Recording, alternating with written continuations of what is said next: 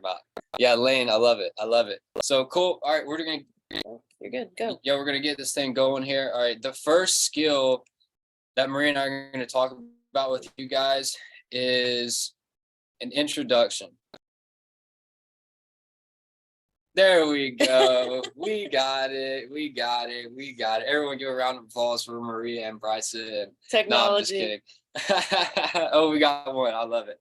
Okay, cool. So introduction. What do we even mean by introduction? How is that a skill, you might be asking? Okay, so like Andy always says, whenever you're on the phone with someone or you get in front of someone on the lot or whatever it is that you're selling in your day-to-day, the first 30 seconds that you have with someone is your one and only opportunity to hook them and give a power intro, not only for who you are, but what you represent and how you're going to take care of them and serve them at the highest level. We've all heard Andy say that before. And so the introduction is one of the most important skills that anyone can master, because if you screw it up, like everyone says, their first impression is damn near everything. So we have to have that first impression down pat.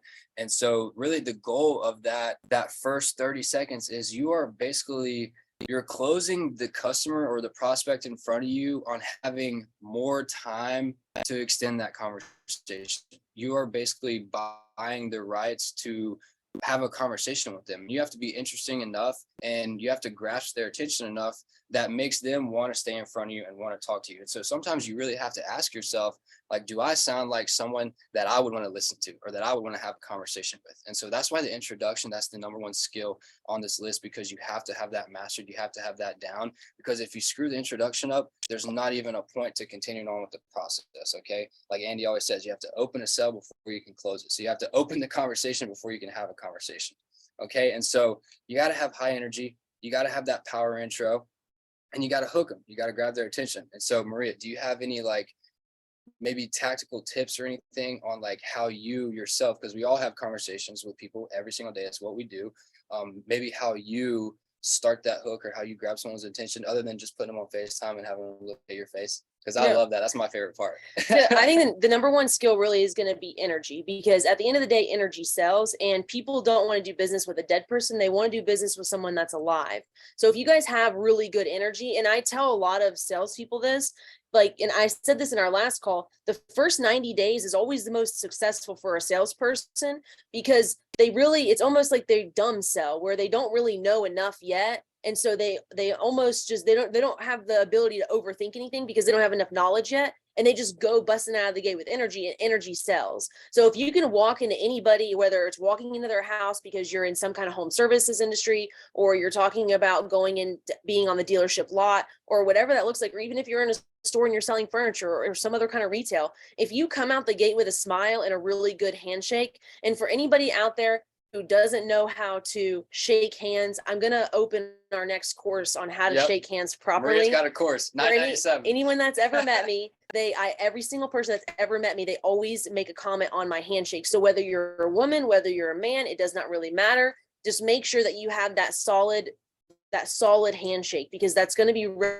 recognizable to a lot of people. So be conscious of that. And if no one's ever taught you how to have a real handshake, it's something that you should practice.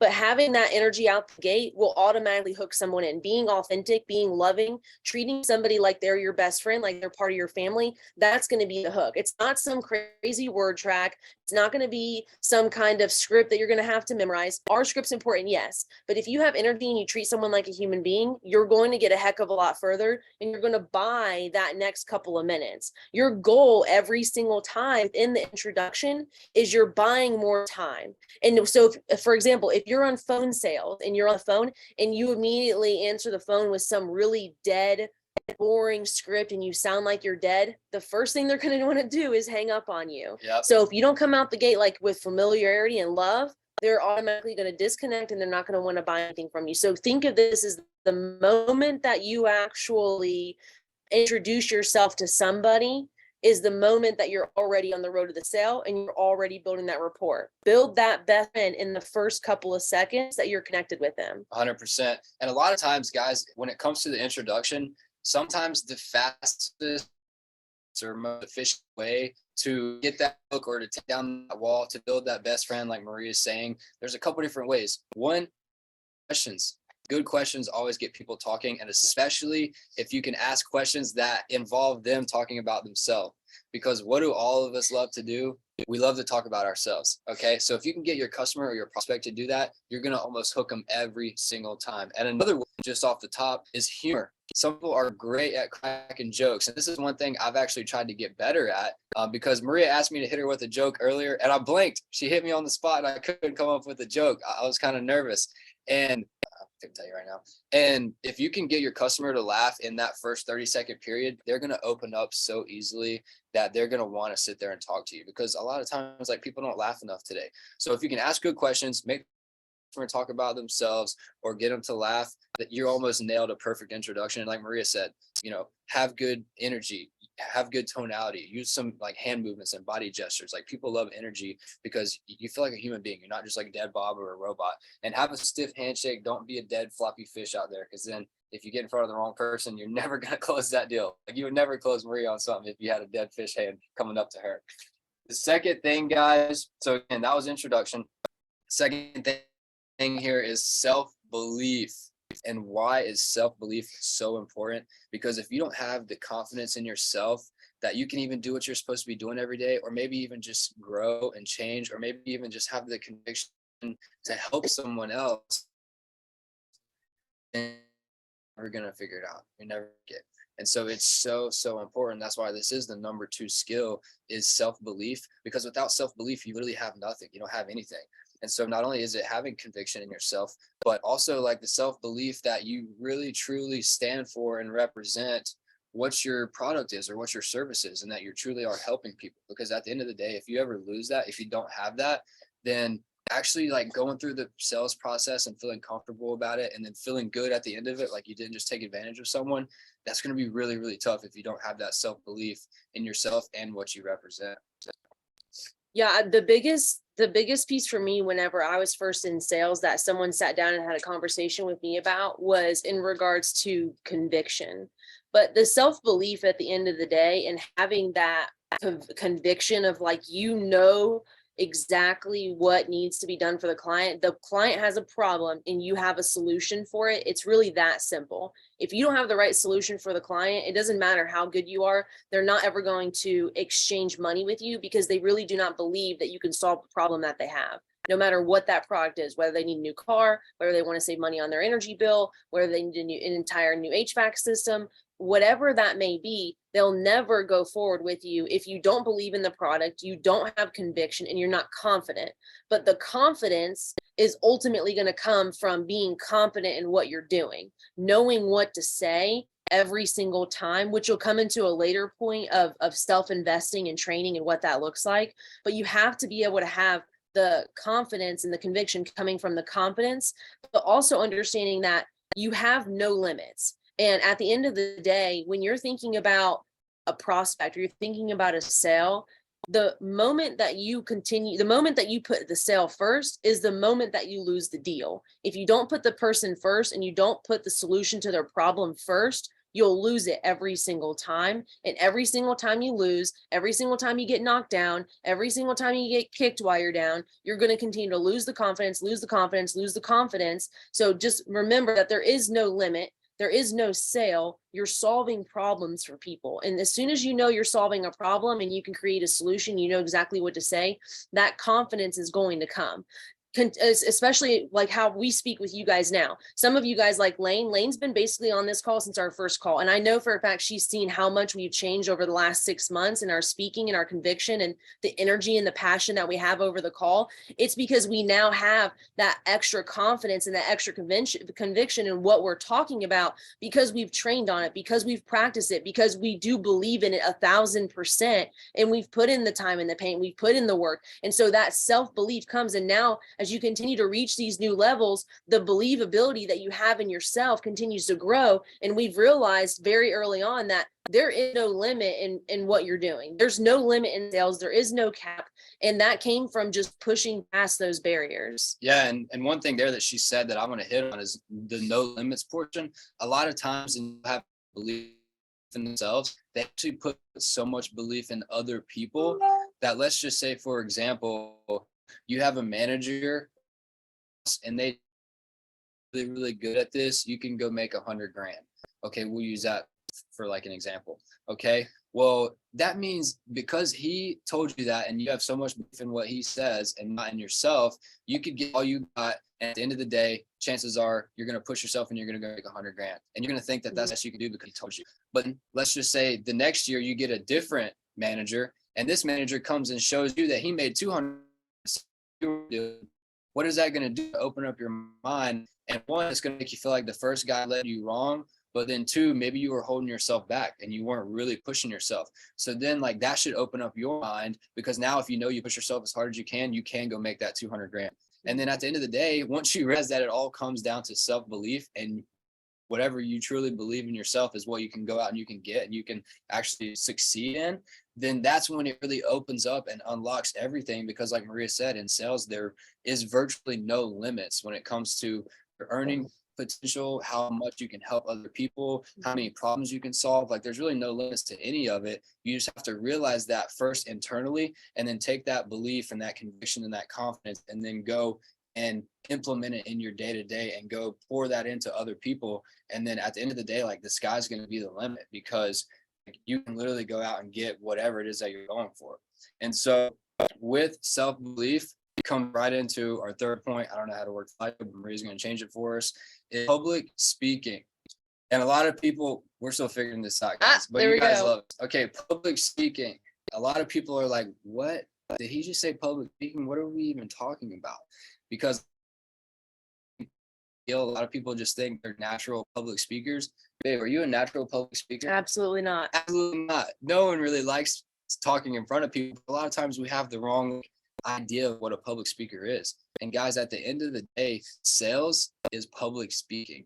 What do I mean by that? Whether you're talking to one person, like if I'm talking to Maria, or if we're talking to you guys, or if Maria's talking to 10,000 people, all of those is public speaking, because you're talking openly and you're trying to get something across to someone else. Something that I saw recently that really put this into perspective is a lot of people, they don't believe that they're a public speaker because they don't believe that they can get in front of X amount of people. But whether you're in front of one person or you're in front of 10,000 people, you are a public speaker. And there's also a little bit of a misconception of how many people we do actually get in front of on a daily basis. So especially utilizing social media a lot. So social media, if you post a video or you post a reel and it gets a couple hundred likes or it gets a couple hundred views, think about that number of people that viewed your specific video and think about all of those people in one room. So if anyone who's ever been to the Lions Den, we can max out at about 250, 300 people downstairs. So if you post a video that has 300-400 views, you're talking about standing in front of an entire Lions Den slap full of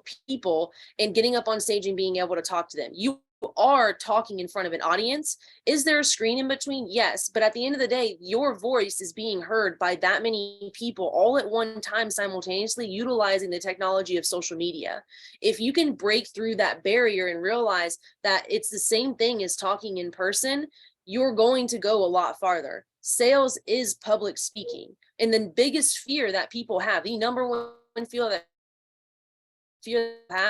number is public speaking. And it's not the public speaking itself, it's what Brad calls allodoxophobia, which is the fear of judgment of other people. And so it's really not the actual act of public speaking, because if we all did it, which is how we've continued to get better at speaking, if we all did it and we just stopped caring about what people actually thought about us, we would continue to get a lot better. But we allow that little bit of fear to come in, and we're too scared to get up and stand up in front of people. We're too scared to get up and talk and speak our mind. We're too scared to even go through a freaking word track. We deal with companies all the time where we get on Zoom calls like this, or we get them out here to a seminar and they're so scared to go through a word track, or they're so scared to handle an objection, when it's like you handle this stuff every single day. You have the information that you need right in front of you, but the moment that you stand up in front of everyone else, you're worried about failing and not saying the right word track. And if you're worried about failing in front of the people that care about you, then you're sure as hell not going to do good in front of the people that it really matters, which is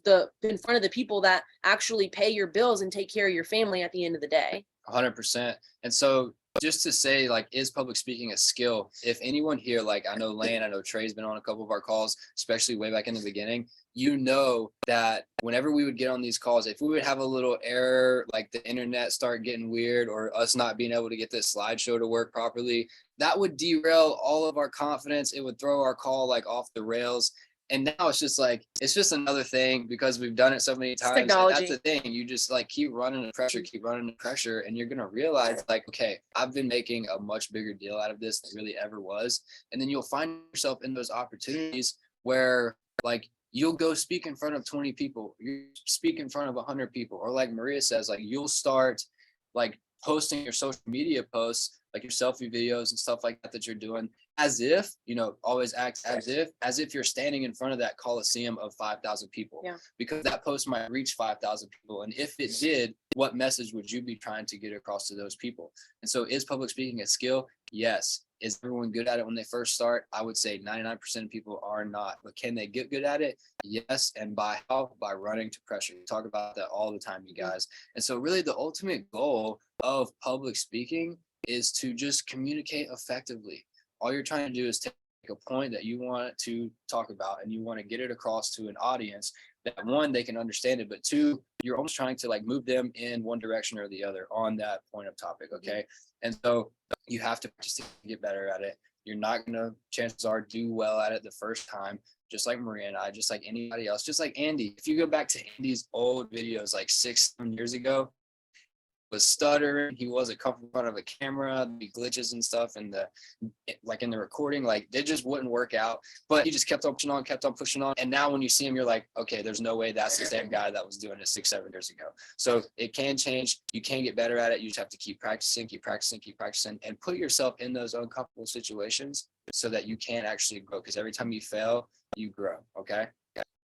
Yeah, so like you said, practice makes perfect. One tactical thing that I've done that you guys can take away from this on how you can get better is going to be recording yourself. So if I have anything tactically on how to handle this specific skill and how to gain the skill, it's going to be recording yourself and watching your recordings.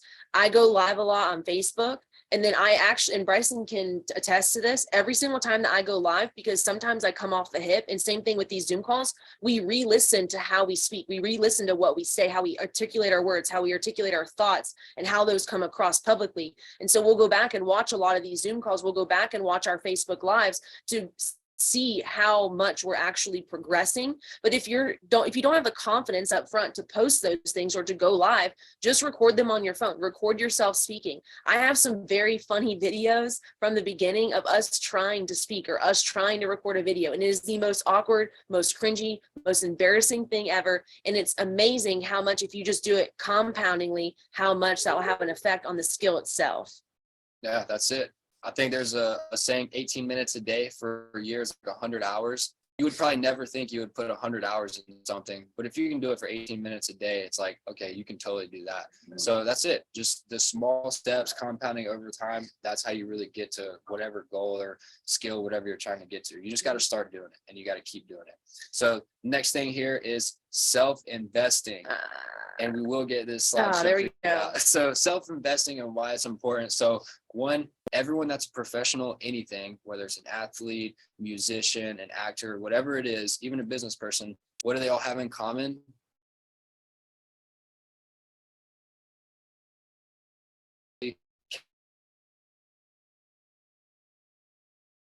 For reasons. One, they give you a blueprint. They literally, you take someone that's been where you want to be or has done what you want to do, and you just lean on them and you attach to them and you say, hey, Maria, I want to do what you're doing. Can you show me how to do it? And then Maria would coach me,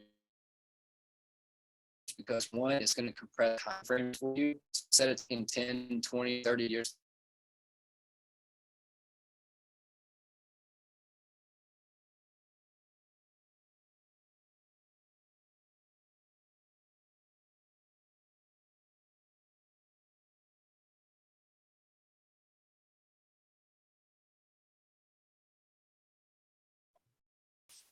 Man, lost, guys.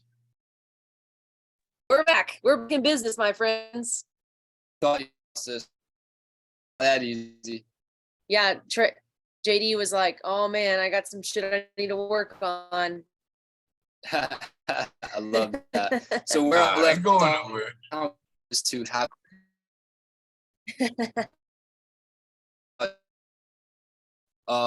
my coaching is a one, it's going to compress time frames. It's going to get you to where you're trying to go faster and do what, like going into a gym. If you don't have a gym program or like a nutrition plan, you're probably not going to get the results that you're looking for. So the coaching side of things, we deal with a lot of business owners, and within the business owner space, the biggest thing that they always want to do is they always want to spend more money on marketing, more money on advertising, more money on funnels. And whether you're a business or really individually in sales, we find that a lot of people want to spend all of their money on getting in front of more people. But that's only going to get you so far. That's only going to turn a faucet on that's going to generate leads for you. And if you were in front of 10 people, you're only closing at a 40% rate, would you not rather close at a higher rate and still be in front of those 10 people versus being in front of 20 people and still closing at the same exact rate? I would rather gain the skill of being able to close a deal. And then once I do get in front of more people, I'm able to close more people. So many people are like, well, if I get in front of 100 people, then I'll be able to make more money. It's like, yeah, but if you're only closing at a 20, 30, 40% rate, then don't worry about that. Okay. Yeah, we're just not gonna worry about it. Excellent. There you go. Okay, so if you're closing at if you're closing at a lower rate, but you're in front of X amount of people, getting in front of the double people just means that's double work for you. And so you'd much rather get in front of more legit leads and be able to be a better closer and close more deals, so that as you do get in front of more people, you're actually making more money and you're not having to work twice as hard just to make that amount of money. Self-investing specifically in a skill set or a knowledge is going to be highest return or investment. A lot of times people say, going into education is a waste of time.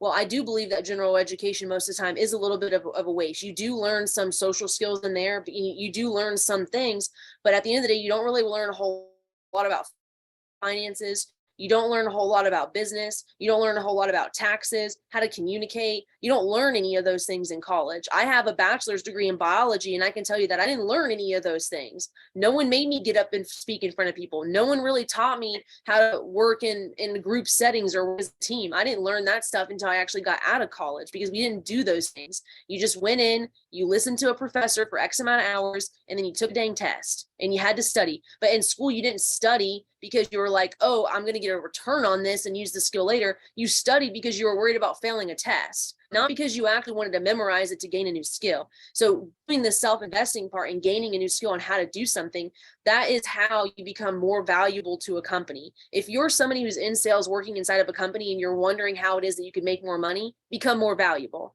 And if becoming more valuable means becoming a better closer or learning a different skill that the company needs that they don't want to lose, you have to become more valuable. If you flatline and you only close at a certain rate, or you only have a certain skill set, eventually that skill set's going to die off, and someone else is going to surpass you. The company is going to grow, and you can either choose to grow with it, or you can choose to, well, get out is really what it's going to come down to, because get left behind, get out or get left behind. And so that investing inside of that skill set that you need, if you knew that you needed to be a public speaker and someone told you it was going to cost you $1,000, but you could make $100,000 with that skill, you do it over and over again, because you're talking about getting $99,000 in your bank account just for having a skill. That is a massive return on investment versus trying to spend $1,000 on same position. I'm learning how to self-invest is a skill in itself, because it's like they'd rather go spend the money on something else. They'd rather go out with their friends. They'd rather put a little bit of money into some stocks, which is cool. I'm not saying don't do that, but there's a certain that's a good idea. And until you invest in yourself and you start master areas of your life, good idea. So first start with yourself. And I think it was Alex Ramosi. He had an example where someone asked him, hey, if you're making $100,000 a year, what best really 200, 300 grand you can back into yourself. Don't worry about real estate. Don't worry about stocks, these other things that are out there floating around, the shiny objects. Put it all back into yourself, because it's going to have a much bigger return on the investment that you're actually putting out over time. Talk about the compounding effect, because what's better, getting a small, 6 to 9% increase every year on your investment, or investing it in yourself. And like Maria said, bumping your income up a whole nother 100 grand in 1 year, or 200 grand in 1 year. And then just the compound effect of that over the rest of your life, like that's a much bigger impact on the overall grand scheme of things. So I personally think that learning how to self-invest is the skill in itself. So not only do you gain new skill, but it is a skill to actually learn how to invest in yourself. And so go ahead. No, so just to back up a little bit, just so everyone knows that we're on the same page, I'm just going to go over what those first 4 skills are, and then we're going to go straight into the 5th skill. So number 1 is going to be your introduction / building a best friend in the first couple of seconds. Number 2 is self-belief. Number 3 is public speaking. And number 4 is self-investing. Number 5 we're getting into is the skill of listening. And I want to back up for just a second, because listening is going to come into this.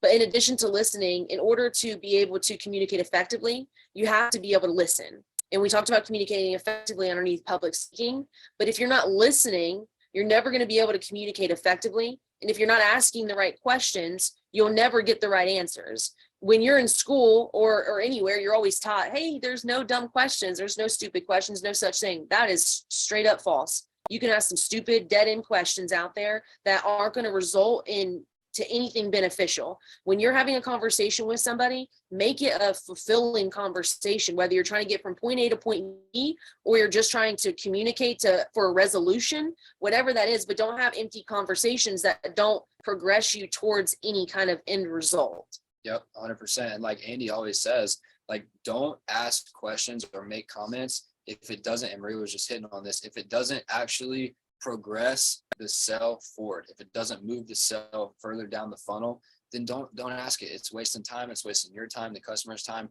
And there's a really good chance it could throw off the whole entire sales process, because you're not moving it forward. And that's the whole point of a process, is to move towards the ultimate goal. And so you have to learn how to ask good questions, which is then going to, like she said, give you something to actually listen to.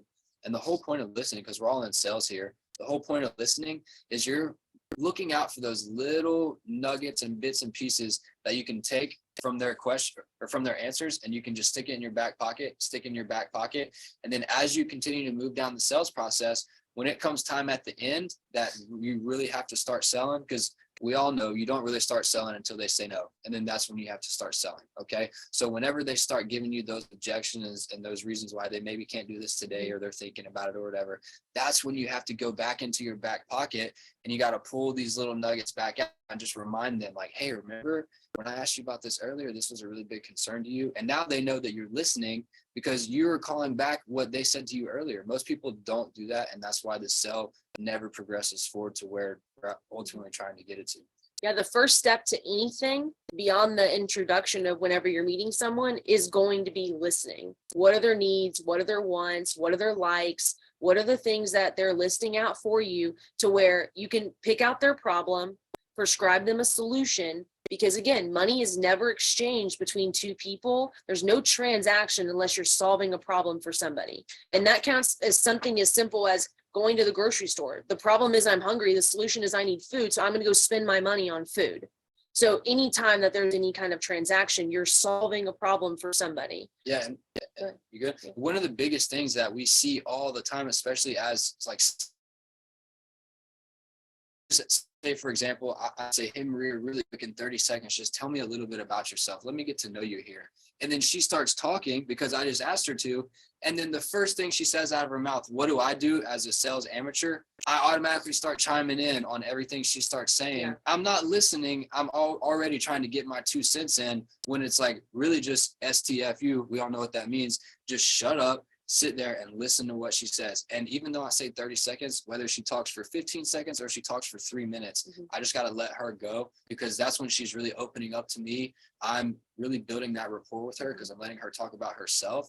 And then I'm taking little pieces of what she's saying and I'm putting them in my pocket for later on down the sales process. So that's why listening is so important. So don't get caught up in that, oh, I need to say something here. Oh, I need to chime in. And it could be even little stuff is like, oh, yeah, okay.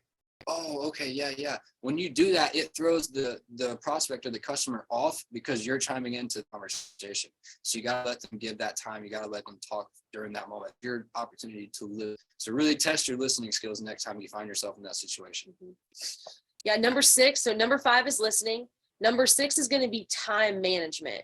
There's a huge, I hear people all the time when we try to get connected and they'll be like, yeah, I'm busy. Yeah, I'm busy. Yeah, I'm busy. Well, busy and productive are two very different things.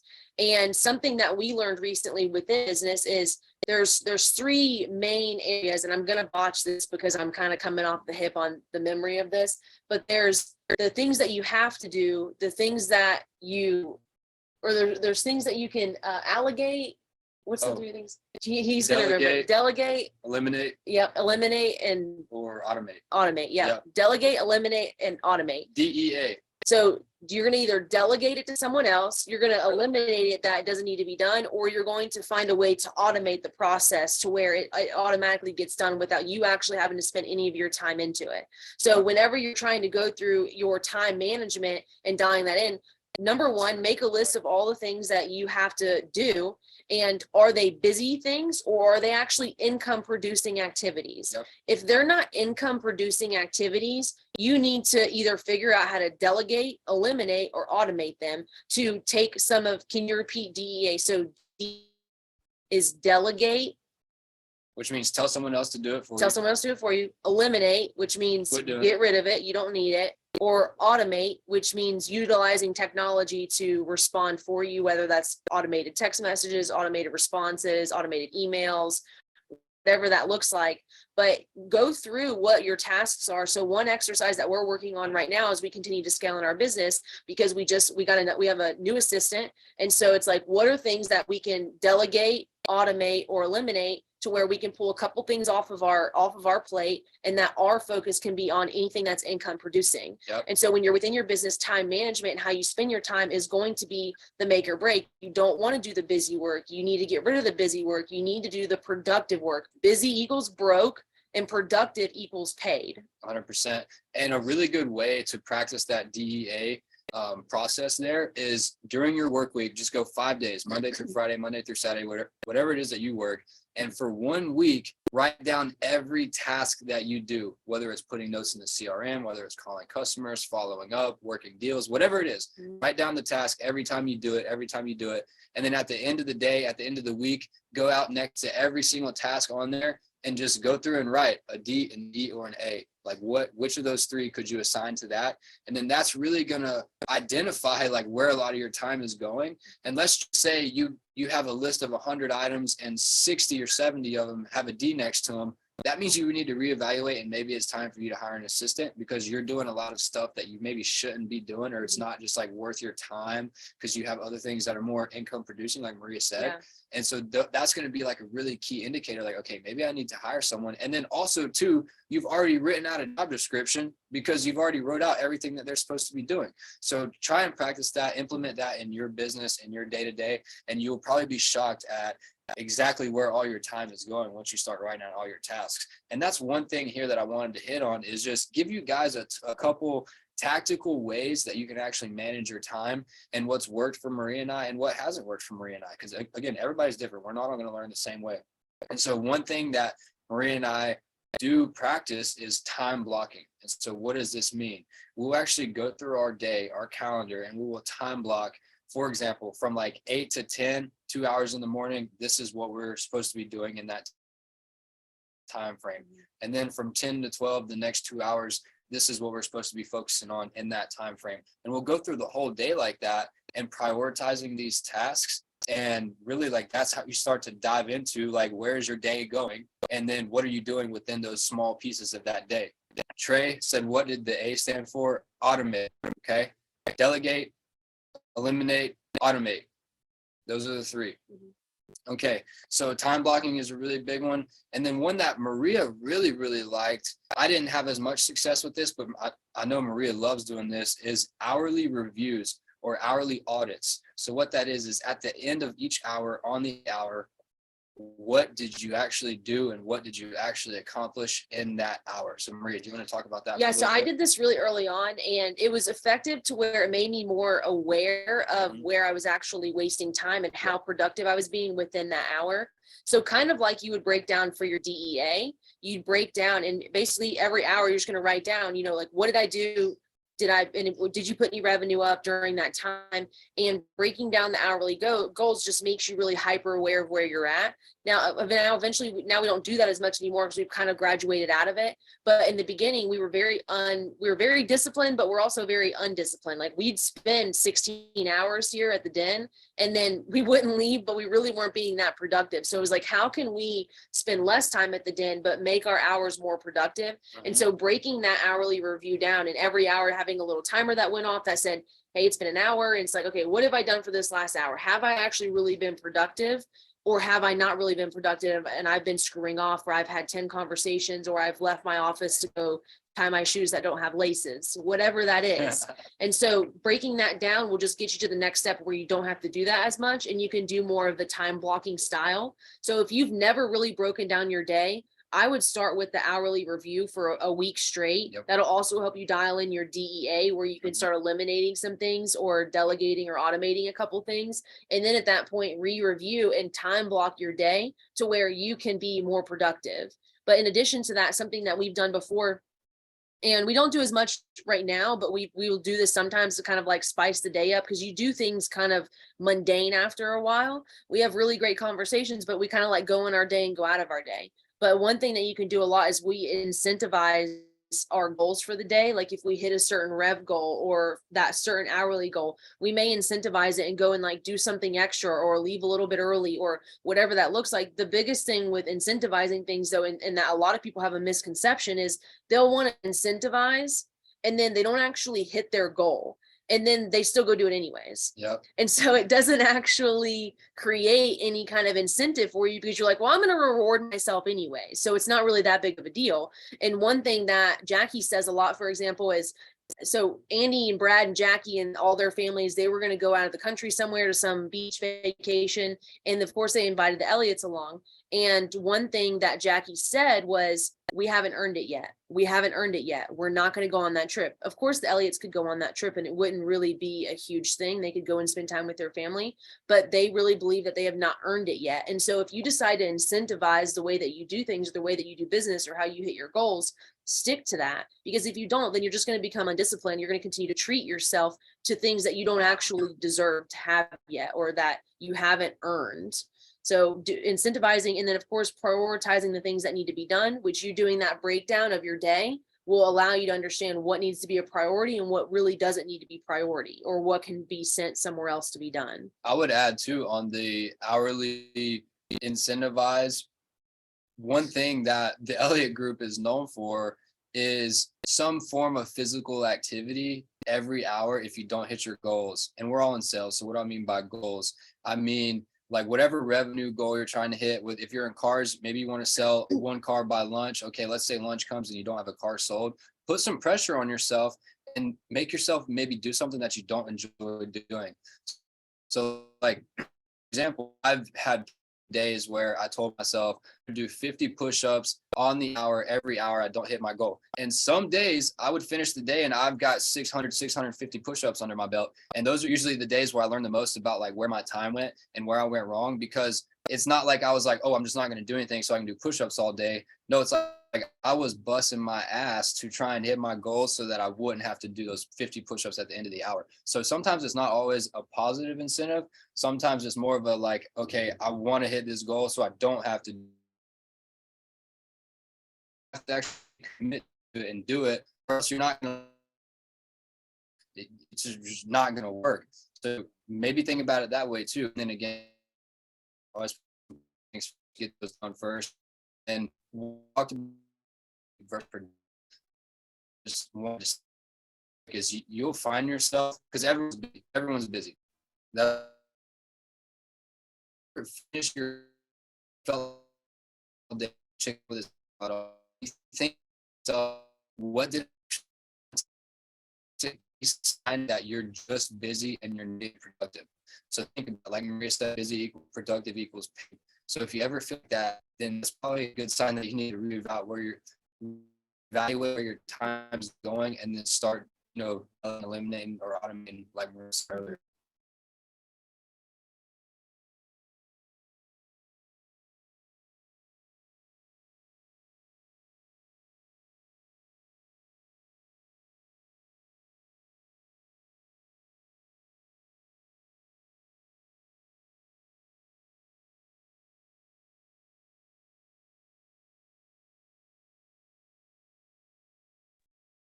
All right, boys are back in town. We're gonna finish this thing off one way or another, my friends. That's all I've got to say about that. All right, so total recreation is really going to be the next piece here. Total recreation, a lot of people, when we talk about total recreation, they think that they just need to change one time and then they stop changing. That's a misconception. Total recreation is continuous. You're continuing to create every single day, day in and day out. And just because you start to make a change and you start to feel good, you should never stop there. Momentum is one of the hardest things to keep up with, but know that you have, no matter what, you have the ability to change and to continue to change. But change only begins when you're able to self-reflect on where you're at now. So if you can't actually look in the mirror and say, hey, I don't like X, Y, and Z, then you'll never change it. But don't base the way that you change off of anybody else. And I'm going to tell you from experience, just going back a little bit, whenever I was in my teenage, one thing that I did was I changed a lot for other people. I was always told that I was too much, I'm too loud, I'm too aggressive, I'm too direct, you're such a bitch. Why do you say these things? And I came to realize that I just wasn't what everybody else was, but I got so fed up with hearing about how I was doing things wrong that I just changed. And instead of being my loud self and redirecting the energy that I have and redirecting the passion that I had for certain things or my views on things, I would just clam away. And so when I actually came to the Elliott group, which one of these days, it's probably going to be in the post on Facebook of Maria roaring in Andy Elliott's office, but I came into the Elliott group and I was here for a couple weeks, and Andy decided that he was going to pull some, what's the guy, Tony Robbins thing. And so if you guys have ever watched Tony Robbins, something that Tony Robbins does is make people very uncomfortable at his shows. And one of the tactics that he utilizes, which is really kind of funny on how this came out. So Tony Robbins came out with his documentary on Netflix. And then a day or two afterwards, I end up in Andy Elliott's office screaming in front of our entire team. And because within that documentary, there's a scene in there where Tony Robbins gets someone up and makes him roar in front of a couple hundred people. But it broke that person apart to where they completely changed and opened up to the person that they've always wanted to be. Mm-hmm. And so Andy takes me into his office, and I mean, I am this scared, timid, I don't even really talk to anybody yet. I'm not open. And then I did cry. I couldn't handle the amount of emotion that was coming from it. I did cry. I straight up cracked open like a walnut, but I'm standing there. I'm like rubbing my hands. I'm super uncomfortable in front of everybody. And I look like Little House on the Prairie, the way that I was dressing before. Hang on, I'm trying to get this to work. Will you work on that?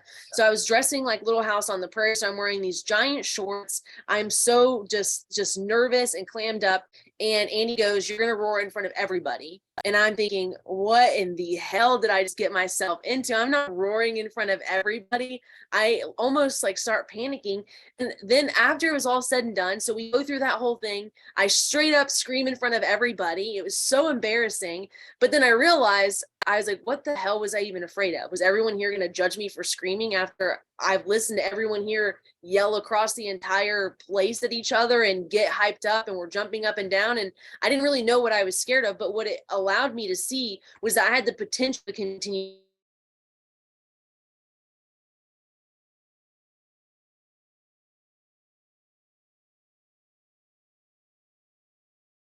I me right back open. Was I didn't just change that one time. I changed and change, and I continue to change, and I continue to grow, and I continue to develop, because that's the direction that I went in. Total recreation is a skill, and we call it a skill because if you're not willing to time, you're not willing to stand in front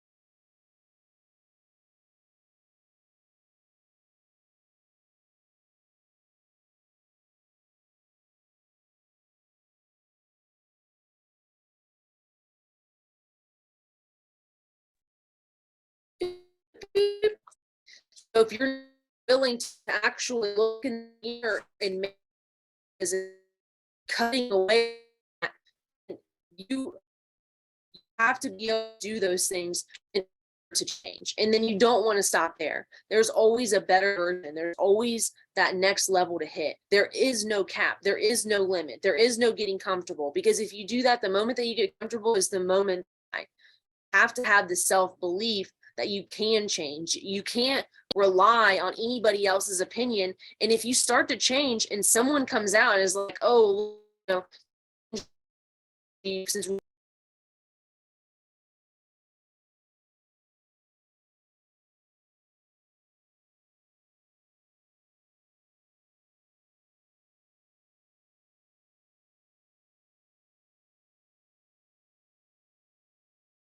mastering the skills that we're talking about today will help towards that recreation. Yep. Dialing in the time managing, dialing in the skill set, making the investments into yourself, Public being speaking, able to dial in on listening. public speaking, listening, introducing yourself, shaking those hands. Those are all things that are going to continue to push you to totally recreate. Yeah, and at the end of the day, you will never truly recreate or you transform into who you want to be unless you have that self-belief in yourself that you can actually become that person.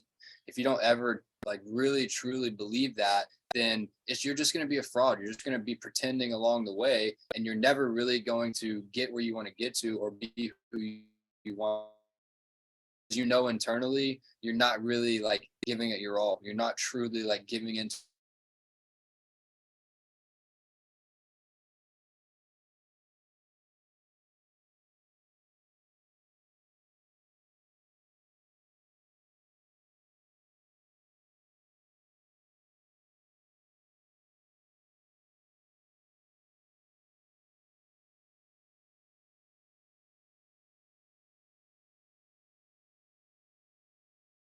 skill set is not made on the list here. And so like you're probably thinking skill set as a skill. What do you mean? Well, the capability of actually mastering something and gaining skills is a skill in itself. And the reason I say that is because so many people out there are just totally content with being average or just like the norm. They don't ever actually put the time and the energy and the effort into mastering anything. And so what do I mean by that is it's going to take a ton of time. It's going to take sweat equity. It's going to take probably some sacrifices along the way. And you're going to have to really put in the effort to master something for it to truly, truly, truly become a skill. Like public speaking. Public speaking will never become a skill of yours unless you really commit to mastering it. And what do we mean by that? Keep running to pressure, keep trying over and over and over again. And just some examples of skills that you actually can stack and start to master is things like speaking, things like listening, closing and negotiating. We're all in sales here. And then learning. Learning is probably one of the biggest skill sets that you can actually learn and master, because how many people like to learn? Not many. They think that school and they learning when they graduate. Those are typically the people that don't really make it that far in life, and they don't ever reach those goals that they're actually going after. And this really stems from self-investment. So being able to, it also stems from self-worth. If you're not willing to self-invest, it's because you don't believe that you're worth self-investing. If you don't actually do, and I don't mean just self-investing on a monetary level, I mean self-investing the time and the energy that it takes to actually develop and learn a new skill. So take the aspect of investment on money. Let's just talk about you spending the time to do something, you spending that 18 minutes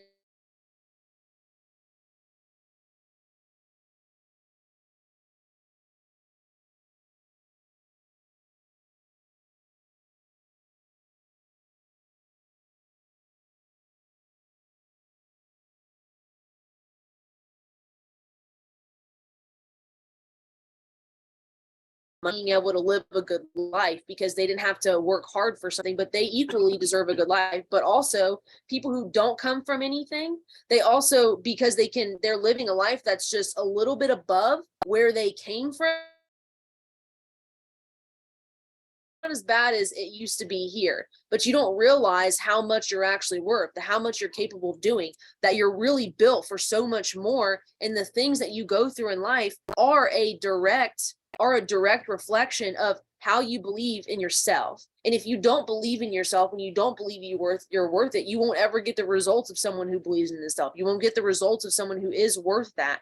And I'm here to tell you that you are worth it. You are 1,000% worth the time, the energy, the capital. And I guarantee you guys, if you can pivot and start spinning, funneling your resources, funneling your time, funneling your energy, funneling some money into your skill set, then at the end of the day, you will find that you're capable of more than you've ever thought. And I'm telling you this from experience. If you guys can't hear the passion, the fire, and the conviction that I have, is because I was able to walk into the door here and be shown that I am capable of so much more. And I'm not telling you guys that my mom didn't believe me. My mom always told me that I was going to do great things. I just never believed how great, because nobody showed me that. But once you see how great you can become, once you see how capable you are, the things that you can do, that is the moment that you can't unsee it anymore. And if you decide to turn away from the things that you're working on, and that includes working on yourself, the moment that you decide to turn away and the moment that you decide to give up, that's when regret's going to set in. And every single day that you're not doing what you're supposed to be doing because you know you're capable of more, is the more that regret will continue to weigh on you. Yep. Oh man, that was it. The last thing here, sacrifice. Briefly mentioned this earlier. And what do we mean by sacrifice is, what are you going to have to give up? What are you going to have to cut loose, cut ties with, in order to really give it everything you have, drop the allodoxophobia, like word dropped earlier, and really just go all in on what it is that you're chasing, what you're going after. And so this could be a number of things. This could be the person that you thought you'd be with forever. It could be a house that you thought your dream home purchase. It was the first you ever bought. Maybe a dog that you had, but it can't go with you if you really want to reach your goals. It could be a number of, it could be a personality trait that you feel like you've always had for your whole life.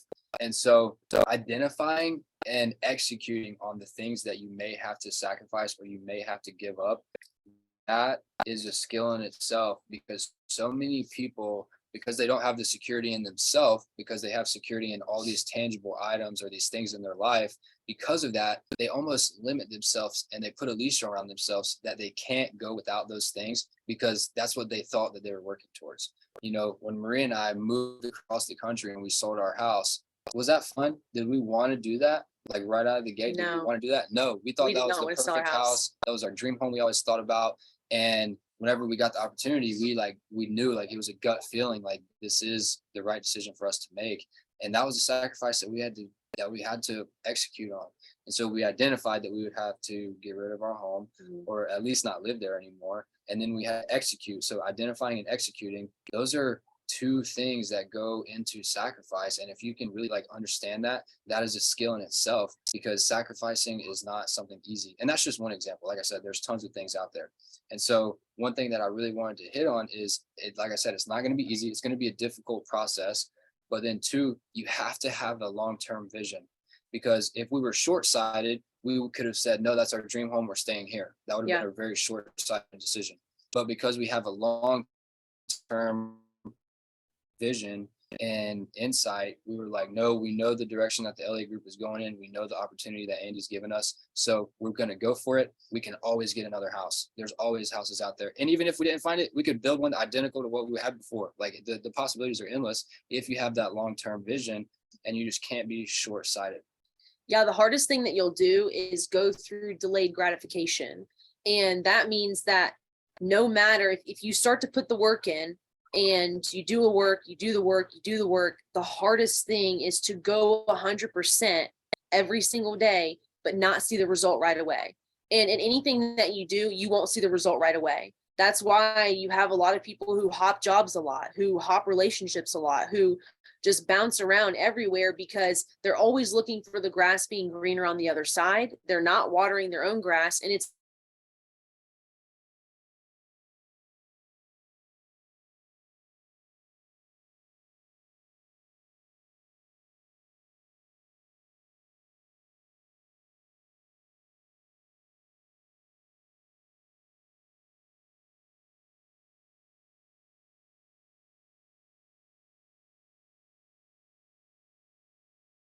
know you're feeling angry and things aren't moving fast enough, so many people just say, F it, I'm just gonna give up. I'm done with it. I've already done it enough.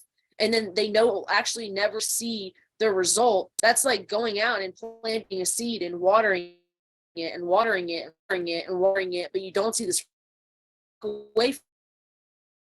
But you walked away and then you forgot to water it because you gave up on it and then it dies. So, but if you just keep watering it and you give the time and the paint, you will see gratification. It's just going to be delayed. We're in a time right now where so many people are stuck on instant gratification constantly. That's all I want. I want it now. I want it right now. And that's because we've either grown up that way or we've never gotten the things that we wanted. And now we live as adults and we're like, I'll is everything that I want right now because I never got anything that I wanted. And so if you can withstand that storm of getting through the breakthroughs, you're going to come out on the other side much better than whenever you started. So to kind of give like a breakdown and